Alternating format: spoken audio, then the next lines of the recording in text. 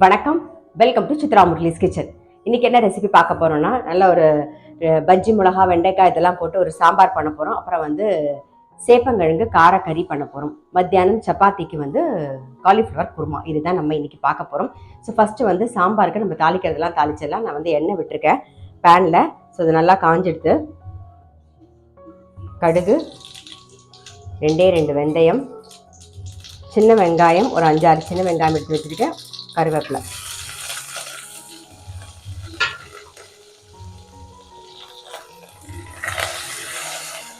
இது கூடவே கேரட்டு, வெண்டைக்காய், பஜ்ஜி மிளகா எல்லாத்தையும் சேர்த்துடலாம். எண்ணெயில் ஒரு 2 நிமிஷம் வதங்கட்டும். சேப்பங்கிழங்க வேக வச்சு அது தோலிலாம் எடுத்துட்டு எல்லாம் கட் பண்ணிட்டு கொஞ்சம் மஞ்சள் பொடி, உப்பு, வரமிளகா பொடி, கொஞ்சம் கருவேப்பிலை எல்லாம் போட்டு மிக்ஸ் பண்ணி வச்சாச்சு. இந்த பக்கம் கடாயில் எண்ணெய் நல்லா காஞ்சின்னு இருக்கு. இதுக்கு கடுகு, கொஞ்சம் உளுத்தம் பருப்பு, பூண்டு ஒரு 5-6 ஒரு 2 பல்லு பூண்டை நான் தட்டி வச்சிருக்கேன். இப்போ அதை சேர்த்துக்கலாம்.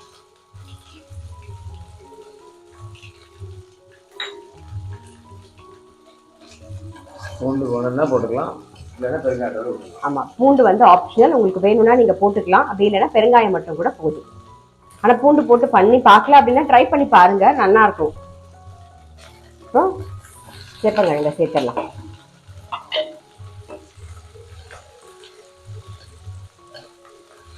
இப்போ காயெல்லாம் நல்லா வதங்கிடுச்சு. இந்த பக்கம் சாம்பாருக்கு அதுக்கு கொஞ்சம் மஞ்சள் பொடி சேர்த்துக்கலாம். இது கூடவே கொஞ்சம் பெருங்காய பொடியும் சேர்த்துக்கலாம். அப்புறம் தேவையான உப்பு ஜஸ்ட் மிக்ஸ் பண்ணிவிட்டு புளி தண்ணி ஒரு லெமன் சைஸில் புளி கரைச்சி வச்சுருக்கேன். இப்போ அதை சேர்த்துக்கிறேன். இந்த பக்கம் புளி தண்ணி நல்லா கொதிச்செடுத்து சாம்பார் பொடி ஒரு 3 டீஸ்பூன் போடுறேன். காரெல்லாம் உங்களுக்கு தகுந்த மாதிரி, உங்களோட சாம்பார் பொடி எப்படி இருக்குமோ அதுக்கு தகுந்த மாதிரி நீங்கள் போட்டுக்கோங்க. கொஞ்சமாக தண்ணி விட்டுருவோம். நல்ல ஒரு கொதி வரட்டும்.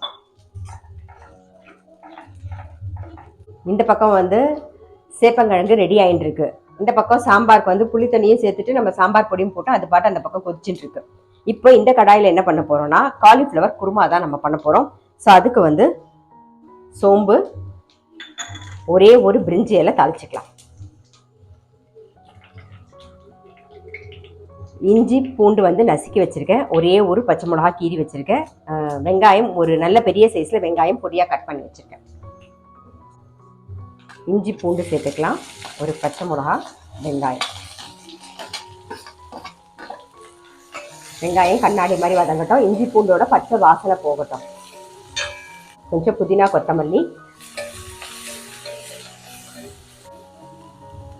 ஒரே ஒரு தக்காளி, மஞ்சள் பொடி, தேவையான உப்பு. தக்காளி கொஞ்சம் நல்லா வதங்கட்டும். இந்த பக்கம் நல்லா சாம்பார் பொடியோட பச்சை வாசனை போக நல்லா கொதிச்சுடுது. இப்போ இந்த கரண்டியில் 2 கரண்டி பருப்பு வேக வச்சு வச்சிருக்கேன், தோரம் பருப்பு. அதுலேயே மஞ்சள் பொடி பெருங்காயமும் போட்டிருக்கேன். சேர்த்துடலாம். உங்களுக்கு சாம்பார் எந்த அளவு கன்சிஸ்டன்சி வேணுமோ அந்த அளவுக்கு நீங்க தண்ணி விட்டுக்கலாம்.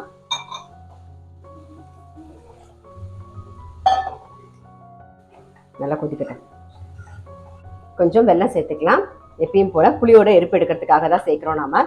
இப்போ இதை நல்லா கொதிக்கட்டும். இந்த பக்கம் பாருங்க, குருமாவுக்கு நல்ல தக்காளிலாம் நல்லா வதங்கி எடுத்து நம்ம ஒரு பச்சை மிளகா போட்டிருக்கோம். இப்போ காரத்துக்கு வரமிளகா பொடி சேர்த்துக்கலாம். நம்ம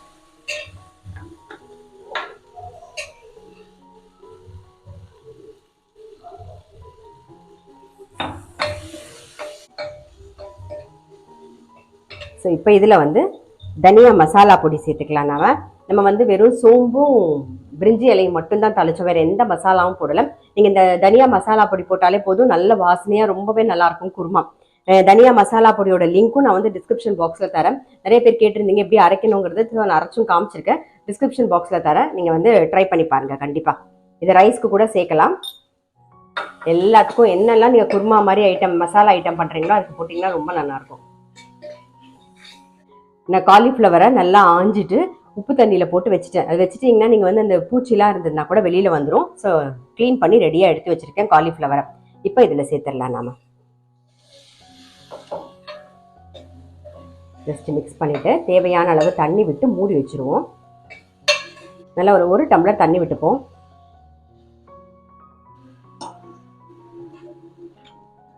ஆல்ரெடி நம்ம வந்து தக்காளிலாம் வதக்கும் போது உப்பு போட்டிருந்தோம். ஸோ அந்த உப்பே போதும். தேவைப்பட்டால் சேர்த்துக்கலாம். அப்படியே மூடி வச்சிடலாம். வேகட்டும்.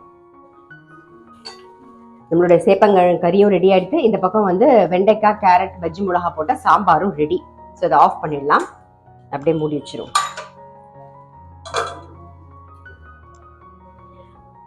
அடுத்தது நம்ம வந்து என்ன பண்ண போறோம்னா, இந்த குருமாவுக்கு வந்து தேங்காயும் கொஞ்சம் பாதாம் பருப்பும் சேர்த்து அரைச்சி எடுத்துக்கலாம். தேங்காய் வந்து ஒரு அரை மூடி தேங்காய் எடுத்திருக்கேன். அதுக்கப்புறம் பாதாம் பருப்பு வந்து ஒரு 10 பாதாம் பருப்பு தோல் உரிச்சு வச்சிருக்கேன். இப்போ இதெல்லாம் சேர்த்து அரைச்சிக்கலாம். இப்போ காலிஃப்ளவர் வெந்திருக்கும், பார்த்துடலாம். பாருங்க, காலிஃப்ளவர் நல்லா வெந்திருக்கு. ஸோ இப்போ வந்து நம்ம தேங்காயும் பாதாமும் அரைச்சி வச்சிருக்கோம் இல்லையா, அந்த விழுதை சேர்த்துருவோம். இதுக்கப்புறம் தேவையான அளவு தண்ணி விட்டுக்கலாம். நம்ம மிக்சி ஜார்லாம் அலம்பி அந்த தண்ணியை விட்டுருவோம். நல்லா கொதிக்கணும். நல்லா கொதிச்சுட்டு அரைச்ச விழுதெல்லாம் சேர்த்துட்டு நம்மளுடைய காலிஃப்ளவர் குருமாவும் ரெடி. இதுக்கு எப்பயும் போல் ஒரே ஒரு ஸ்பூன் நெய், அதுக்கப்புறம் கொஞ்சம் கொத்தமல்லி, அவ்வளோதான். ஆஃப் பண்ணிடலாம். நம்மளுடைய காலிஃப்ளவர் குருமாவும் ரெடி. ஸோ இன்றைக்கி என்ன ரெசிபின்னு பார்த்துருப்பீங்க. வெண்டைக்காய், கேரட்டு, பஜ்ஜி மிளகாய் இதெல்லாம் சேர்த்து ஒரு சாம்பார், அப்புறம் தொட்டுக்கிறதுக்கு சேப்பங்கிழங்கு காரக்கறி. இதுதான் இன்றைக்கி காலையில். மத்தியானத்துக்கு மேலே நான் சப்பாத்தி தான் பண்ணலான்னு இருக்கேன். அதனால தான் குருமா ரெடி பண்ணியாச்சு. So cauliflower kurma.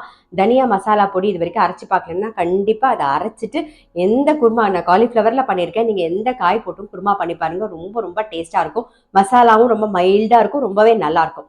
ஸோ கண்டிப்பாக ட்ரை பண்ணி பாருங்கள். நான் அடுத்த வீடியோவில் சந்திக்கிறேன். இந்த காலிஃப்ளவர் குருமா வந்து சப்பாத்திக்கு மட்டும் கிடையாது. நீங்கள் ரைஸ்க்கு ஜீரா ரைஸ் பண்ணிங்கன்னா அதுக்கு மிக்ஸ் பண்ணி சாப்பிடலாம். வெறும் ரைஸ் இருந்ததுனாலும் அதில் கூட நீங்கள் வந்து நல்லா நெய் விட்டு பிசைஞ்சு சாப்பிட்டீங்கன்னா நல்லாயிருக்கும். ஸோ கண்டிப்பாக ட்ரை பண்ணி பாருங்கள். நான் அடுத்த வீடியோவில் சந்திக்கிறேன்.